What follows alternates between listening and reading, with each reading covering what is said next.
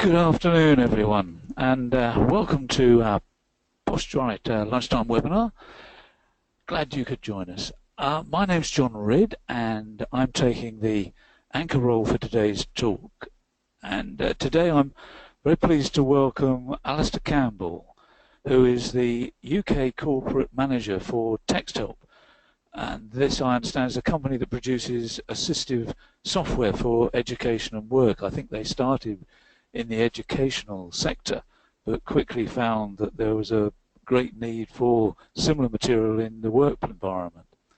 I'll let Alastair tell you about the company and his talk, but one issue that I wanted to highlight is what I believe the philosophy of this software, which seems to me is embodied or explained by essentially the software should enable us to, as employers, to make the most of the talents of all of our workers.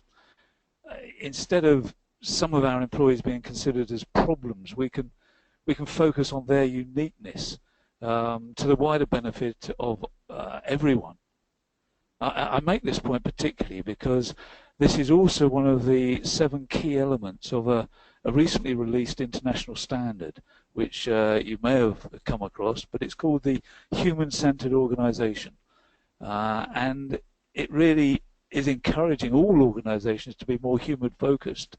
And I think this, as I say, the philosophy behind this software is exactly that, to look at people's individual talents and to bring them to the fore. Now, before we start with letting Alastair get into the body of his presentation, I should just say that if you've got any questions for him, then you can type these into that panel on the right of your screen, and then at the end of the presentation I will put as many of them as I can to him for answering. And as usually happens, if we don't have time, then we will try and get those answered for you, and the webinar and indeed the questions will be put on the Posturite website early next week.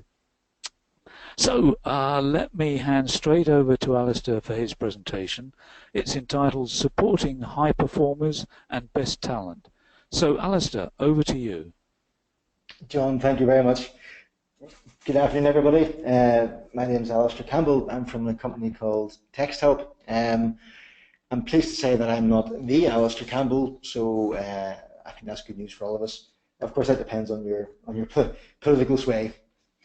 But what I would like to do today, as John says, is really talk to you about identifying, harnessing, and working better with best talent within your organization.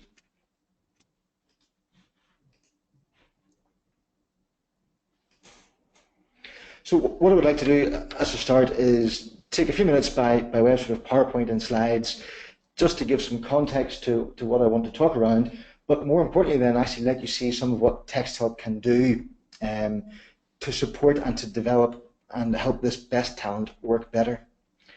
So here we have a tree, and the core question really is this talent?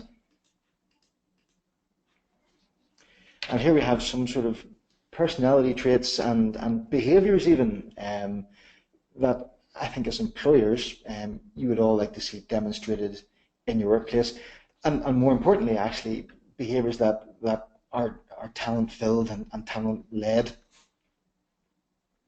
The ability to think laterally, solve problems, creatively think, to be determined and persistent, to innovate, to be a risk taker for the better, and also then to be able to see the bigger picture of whatever situation an individual's in. I think you would probably all agree were probably core traits and skills you would probably like most of your staff to be demonstrating.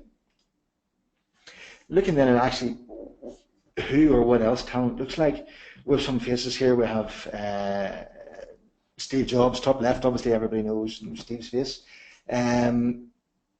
We have then Walt Disney, we have Ingvar Kamprad, the head of IKEA, we have lead investment bankers, solicitors, leading business thinkers from across the world. But there's something actually very interesting about all these individuals. They carry one common trait or one common thread runs between them all. and that's neurodiversity. More specifically, actually, dyslexia. And when we actually look at neurodiversity as a centre, it carries other sort of neurodiverse traits around it. Traits that traditionally we would call disabilities. Dyslexia, ADHD, Tourette's, ASD, dyspraxia, dyscalculia are all recognised under law actually in the UK as disabilities.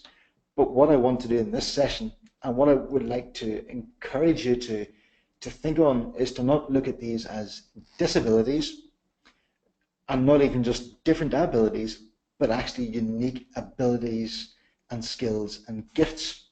If we look at each of these neurodiversities on their own, for example, taking dyslexia, while dyslexia, yes, may present difficulties in reading and writing, comprehension, maybe memory and sequencing issues for an individual, actually let's look at the unique skills and abilities that dyslexia privileges these individuals with. Visual thinking, creative ability, connecting ideas. I'm sure those are talents and skill sets you want in your organizations. Looking at, again, at for example, dyspraxia. Yes, while there may be difficulties there and perhaps a physical clumsiness, innovation, rapport, and awareness of others' lives. Very important for perhaps someone involved in a lot of teamwork. So hopefully you can see here some of the talents that this delivers. Even looking more closely towards autism, and very recently I've had the privilege of working with and observing an individual who has autism. They have fantastic concentration. They have excellent skills at looking at finer details, at looking right down to the very smallest fine print and point. They also have sequencing skills. And thinking of the chap I'm talking about, some of you may have come across a chap who works for the BBC called Jamie, Jamie. And if any of you go into a search engine or a video playing engine, no names mentioned, you can look up a chap called Jamie and Lion. Lion is in the creature. Jamie works for the BBC. Jamie is one of the lead developers for the iPlayer platform. iPlayer, as a technical engineering piece, is very complex, has a lot going on, is obviously delivering a lot of content out to the public, and obviously has a very far-reaching spread. Jamie, as lead engineer, the day before iPlayer actually first went live, was going through the final sort of test and proofing stages before BBC pushed the present and go live button. And Jamie said he found literally a full stop that was out of place, but the impact of that full stop being out of place would actually have caused iPlayer not to work and to fail and subsequently not deliver. So I think for all of us, you can start to see the value that Jamie plays within a very large British corporation. Because Jamie, for example, has autism, he has difficulties sometimes with large groups, with large audiences. He has difficulties in an open plan office because he's distracted. There's too much noise, it just puts his mind and brain into overload. Jamie has very set routines. His breakfast will be the same breakfast he has every day, as will lunch, as will the time he has to take his lunch. And if it's a minute before or a minute after, that can cause difficulties and differences. But Jamie has a very understanding manager at BBC, understands Jamie's needs, and has been able to remodel and engineer Jamie's workspace, work environment, work routine to meet Jamie's needs, to allow Jamie actually to focus more on the skills and unique abilities that Jamie's different ability delivers. And here at TechStop, that's very much what we're about. We're really about helping people achieve their ability, work independently, and contribute and focus on their talents, and really deal with and put to one side anything they might have a difficulty with. So, as I mentioned, BBC as one organisation who we've engaged with. Another organisation, ITV, we have engaged with and engaged with very, very closely with our read and write technology. As John introduced earlier on, We develop software and technology designed to help people who maybe have reading and writing difficulties, who maybe have literacy difficulties, be that dyslexia, be that low literacy skills, be it even English as a second language. And here we have a very interesting quote from within ITV, from the head of production for Coronation Street. And Robbie quotes, "Don't look at limitations, look at how to maximize the potential." So again, looking back and thinking back to my previous slide about neurodiversity, don't look at the disability, don't look at the different ability, look at what this neurodiversity can offer and can deliver. It's very interesting to note that Robbie has dyslexia. Robbie's very open about his dyslexia and the difficulties and differences that that brings to him. But Robbie speaks about when he walks onto a set for Coronation Street, he has dozens of actors needing placed, needing guidance. He has video and audio production teams, again, needing guidance, needing direction, needing placed. Scripters, editors, and other observers and other interested parties. But Robbie says, when I walk into that scenario, I can almost sit like a drone above that experience and see the full 360 picture. I can see who's where, what needs to be where, what needs to happen next. And he puts that down to and recognizes that purely as part of his dyslexia gift. So again, thinking about talent in our workplaces, we want people like Robbie who can see bigger pictures, who can objectify things from almost outside the room while being within the room and being involved in a project. I was also very privileged a couple of years ago to be able to engage with GCHQ, also known as MI5, so really working with the Central Intelligence Agency for the UK. And they ran a very interesting advertisement, recruitment advertisement actually, looking for new staff who were to be code breakers. So these are guys dealing with very sensitive, very intense intelligence information, obviously dealing with sort of secrets and everything else that way. So really dealing with national security matters, but being right on the front line of it all. And a very interesting thing that caught my attention certainly about the job spec and the desired applicant requirements. Dyslexia was mentioned, and I think dyslexia was actually described as a preferable trait. Thinking of dyslexic strengths and capabilities, such as problem solving, innovation, lateral thinking, seeing the bigger picture, thinking again of those skills for someone who needs to break codes, who needs to understand transmissions, transactions, conversations, and actually read between the lines of these. The dyslexic, neurodiverse individual is probably one of the best people for the jobs.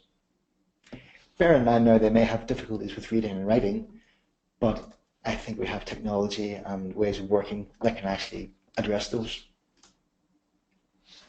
Looking again at other organisations that succeed with neurodiversity, Ernst & Young, EY, their head of sort of employee talent and employee engagement, gives us a very interesting quote, saying that we see differences in physical, cognitive and mental health as differences in the human condition. The most relevant challenge for business is to bring the very best talent for the work we do and create an environment that can unleash the full abilities of every person. And at TextHelp, that's something that as an organisation we are passionate about. As an employee, as a person of TextHelp, it's something I personally am extremely passionate about, helping employers help their employees and see those employees succeed. And I've been privileged to work with many end users and see those guys succeed and achieve very high level qualifications and indeed achieve very high level careers in the times that I've worked with them, simply because we've been able to harness that talent and create an environment for that talent to flourish and succeed. So let's start to look at some of the evidence here. It's recognised that 20% of UK businesses, self-starters, have dyslexia. 60% of self-made millionaires have dyslexia. 35% of US company founders identify themselves as having dyslexia. But actually in the UK, dyslexia charities will push for a figure of 10% of the population having dyslexia. an actual recognized 10% number. So you can see here within business, within successful businesses, actually dyslexia plays a very large and I think very key role to this success. So part of today's presentation, I suppose, is to really encourage you to think outside the box. Think again of these skills, of these traits, of these unique talents. What can you do to harness them and support this diverse talent? And we really see this as a three-part or three-step strategy and process. The first part is to look at cultural shift. Actually get the organization and get the senior team to think differently about disabilities. And employing disabled staff shouldn't just be a thing that looks good on a company's CV or reference, or looks good for corporate social responsibility. There's actual skills that need to be tapped into, so the mindset of the business needs to change. Organizational education is essential, making the middle management team aware of differences that may exist within their teams, within their staff, and again, how these may present, but also then how these may be supported and engaged. And then lastly, actually looking at assistive technologies for all. In the 9 years I've been in Textile, I'm actually 2 weeks off my 9th Textile birthday. In the 9 years I've been here, how I have seen technology being used and engaged, and technology being used in business and in our daily lives has absolutely transformed it. It has gone off the scale. Traveling around central London, to not see someone with a mobile phone or a device in their hand is a real rarity. And again, to see or hear someone functioning in a business capacity and not using technology, again, is a real rarity. We're talking about assistive technologies, but I would also like to encourage you to think about making assistive technologies mainstream technologies. Having worked with the likes of ITV, BBC, and many other organisations, we've actually found that making assistive technologies available to everybody, for one, levels the playing field, removes barriers of access, removes issues around stigma, because everybody can work with and has access to technologies. But also there's components of that technology that could be helpful to maybe people who the technology was originally created for, if that makes sense. A couple of years ago, I had a cycling accident. Had quite a big knee injury. So the elevator in work is a dear friend. Again, if I'm traveling, as I say, through central London, the escalator can be a dear friend. I don't have a disability. I'm not recognised as having a disability. But because of my injury, to use these facilities actually can be helpful, where maybe they were designed perhaps for someone in a wheelchair who actually couldn't get their wheelchair to move upstairs. So again, technology should be looked at in this way. When it's designed to help one condition, perhaps there's benefits and creative ways to use this technology to work better. And we have a very, very interesting comment here at the bottom of the slide from the head of accessibility at Atos, Neil Milliken. From understanding comes acceptance, from acceptance comes support, and with support then comes potential for great success. And as I say, at Textile, that's really what we are about encouraging for you as businesses, for you as employers, for you as team leaders, but also then for your staff as well. So I would like to introduce to you now our read and write software. I'm conscious of time, so I have to make sure that I don't run away and show you everything that read and write can do. So I just want to highlight some of the key features that read and write can help with. And actually, thinking of the software name, read and write, it's really designed to do what it says in the tin. It's designed to assist with reading and writing, bearing in mind some difficulties that these neurodiversities may present, especially dyslexia. Difficulties to read, process, and understand information, to consume that. But if you spoke to that individual, they may understand very well what you're saying. Read and write can actually help make information accessible and actually deliver information in a way that may be preferable and actually help those individuals work better. So I'll just change my screen very quickly. Here we have a blank Textile desktop. So I'll open up a Microsoft Word document that I have. In true Blue Peter style, here's one that I've made earlier. And we'll pretend that for today, my name is James. We'll also pretend that as James, I have a neurodiversity. I have dyslexia. But within my organization, I have been recruited, I have been promoted and I'm progressing my career well. I'm highly articulate, I'm intelligent, I'm a very good problem solver, I'm very good at getting things done. I know who else in the organisation I need to speak to make something happen. I know who else outside of the organisation I need to engage with to make a project successful. But I have a difficulty with reading, and as part of my dyslexia, it maybe takes me 3 times, for example, to read information, to read a passage of text, and to understand it. And I've heard of people saying this, it takes me 3 times to understand this. So imagine how much slower my presentation today would go if I had to stop and pause to allow time for everybody to read something 3 times over. Work rate is really going to slow, it's really going to crash. But also then for you as readers, if you're struggling to read, you're going to have to work an awful lot harder. You're maybe going to be stressed that you aren't keeping up with the pace. You're maybe worried that you might miss information, and perhaps you might actually miss information. But using Read and Write, we can remove that difficulty. So if I take my mouse pointer, click within the sentence or the word where I want to start reading from, and again here I have the Read and Write software, the Read and Write toolbar turned on and presenting at the top of the screen, and you can see how it fits very nicely with this Microsoft document I'm using. All I have to do is press the play button to achieve speech. Dear James, further to our meeting, I need you to examine how the organization currently recycles its waste and the methods we can use to improve it. So I'll click stop and I'll just stop reading right from reading there.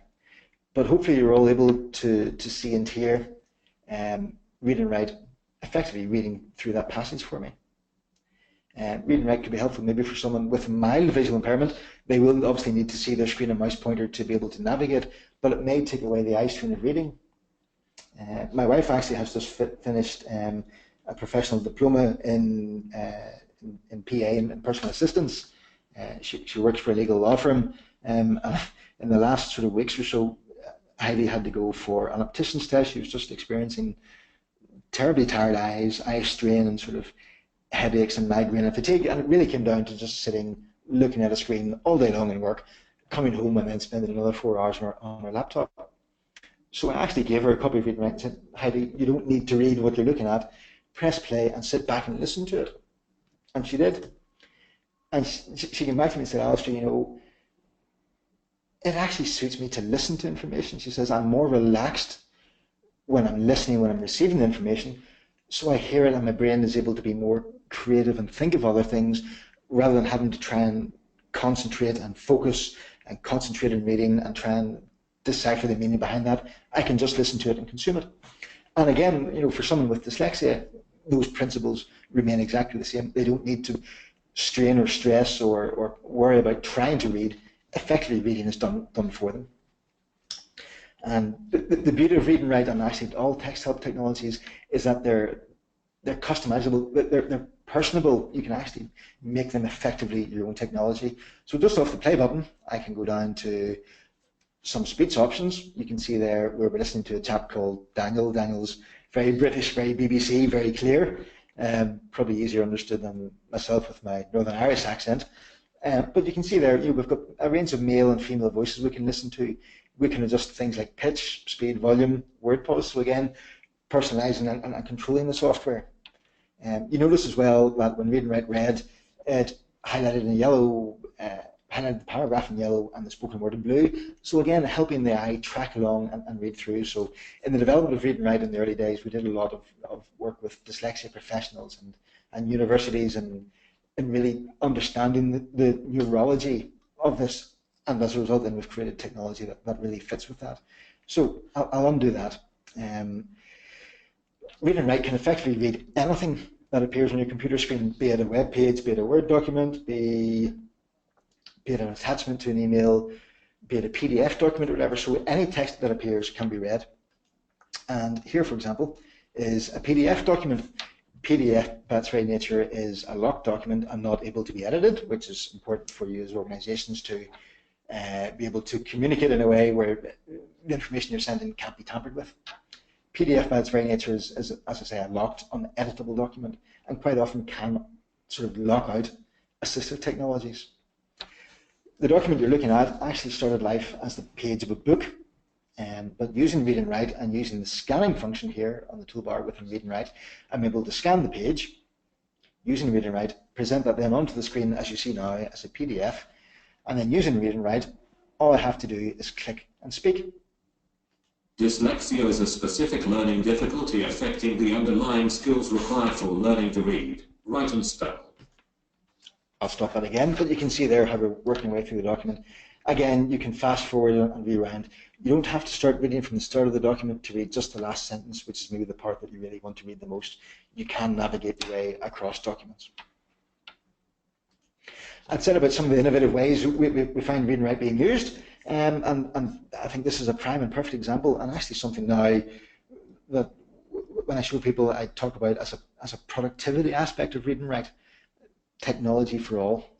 So let's pretend we are all James. We get this email at 5 to 5 on a Friday afternoon, and let's be honest, at 5 o'clock we want out the door pretty sharp to go home and start our weekend. But we need to read this email, we need to understand it, and we need to be ready to go on Monday morning charged with this information. So what I've done is highlight all the text. Again, turn to the read and write toolbar and turn to a feature this time called Speech Maker. If I highlight that and turn it on, you can see it presents a window that really just confirms the text that I've highlighted. I can go through and again adjust the voice and adjust some of the settings within that, and then finally I can click on a button called Create. So what read and write will do, will grab all this text that we've been looking at and convert that to an MP3 audio file of speech.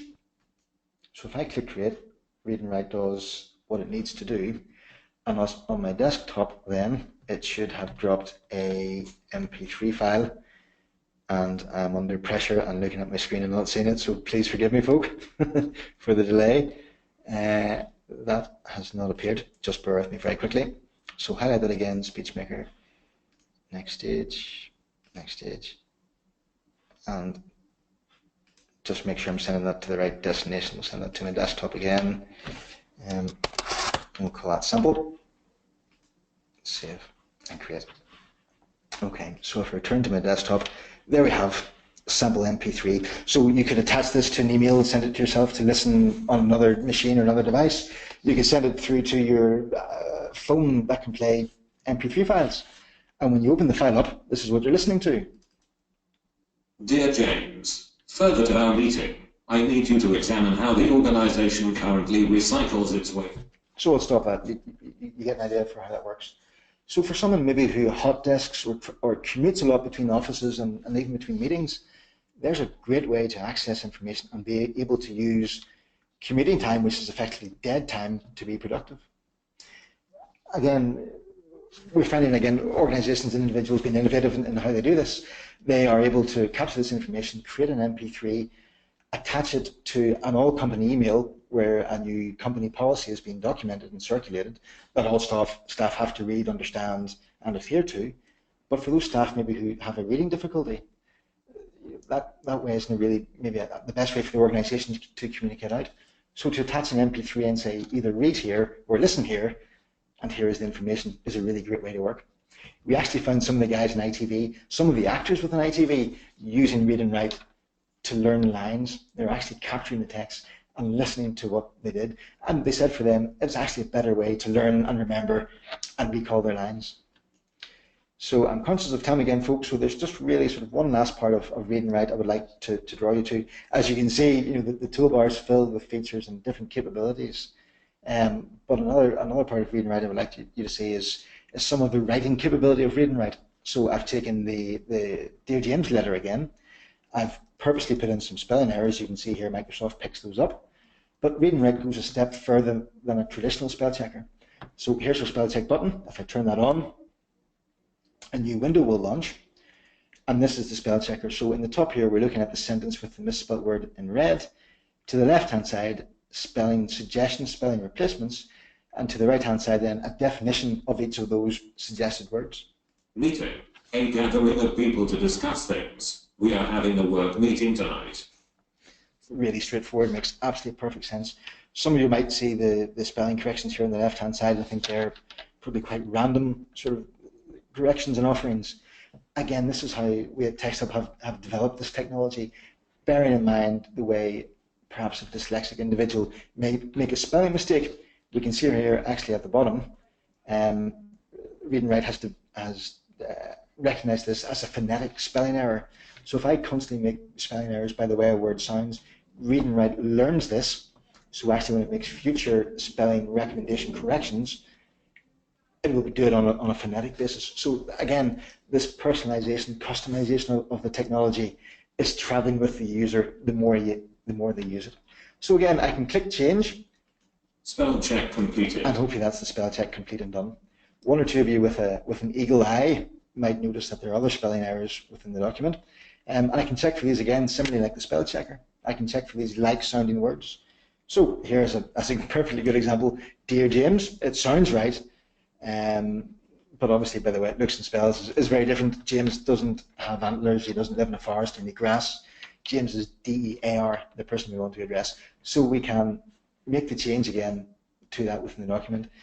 Read and Write has maybe picked up the word further, could be confused with father or farther. In this case it's not, so we can ignore and again work our way through the document and proof everything. So folks, thank you very much for your time and attention.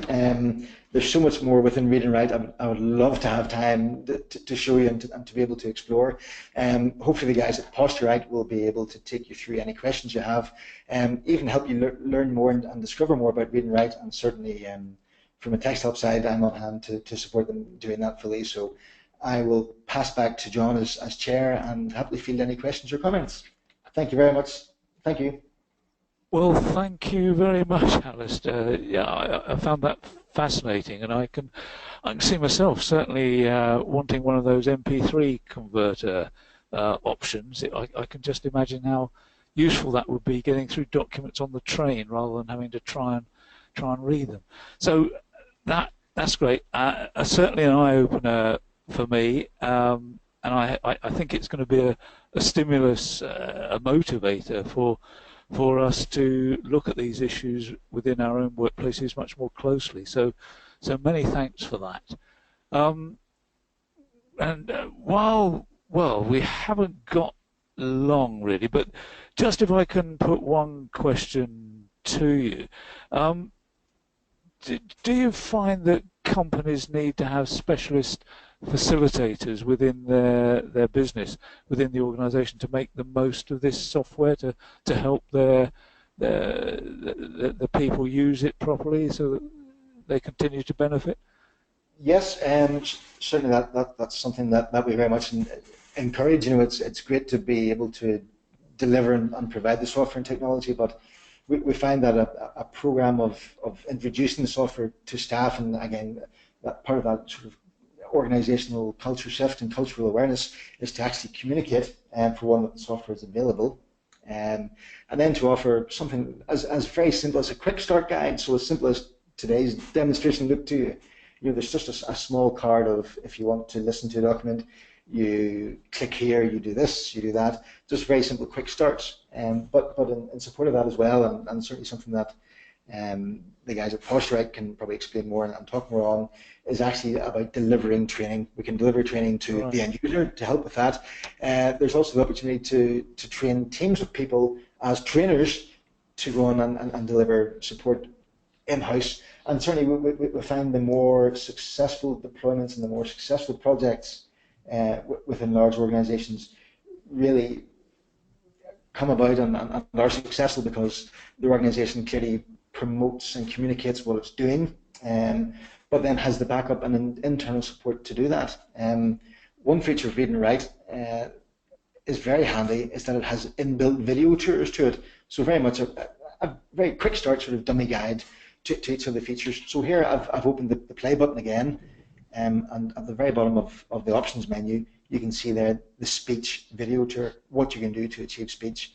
Looking at the spell checking again, something else I showed is the spelling video tour. So again, there's the capability to within using Read and Write, actually use Read and Write to support itself, if that makes sense. Yes. No, absolutely. It seems to have all bases covered. And probably going back to an earlier point you made, that it needs, first of all, a cultural acceptance within the organisation, I guess, in order to put this before people so that they can then really make the most of it. I'm having some trouble. I'm not seeing on my screen any questions coming in, which is perhaps because I've got they're not coming through to me. But we are sort of over time anyway at the moment. So, if I may, if questions come through later, then I will get Posturite to send these to Alastair so that we can get them answered. And as per usual, we will put this webinar up on the Posturite website with the answers to any questions sometime early next week, I would guess. It's probably at that stage what I'll do is draw this to a close and thank Alastair again for that presentation, which I found, as I say, fascinating, and something which, as I think again, Alastair, you said, it's something that we would all, whether we've got these neurodiversity issues or not, we would all benefit from their use, as I think we're probably finding with a lot of the use of modern technology, with the way we use our voice to write text messages on the phone and so forth now. All of these things are a benefit to us all. Now, I should say, just in closing, we now have a short break in our seminar program. There isn't a December webinar programmed as yet anyway, to let you go off and have your Christmas lunches and so forth, but we will be back in January. I think the first one is January the 20th, when we have a prospect of a very interesting presentation or two. I won't say anything more at the moment in case that falls through. So I hope you found today's talk as interesting as I did, and all that remains really for me to say is thank you all for coming along and listening, and I wish you a very good afternoon.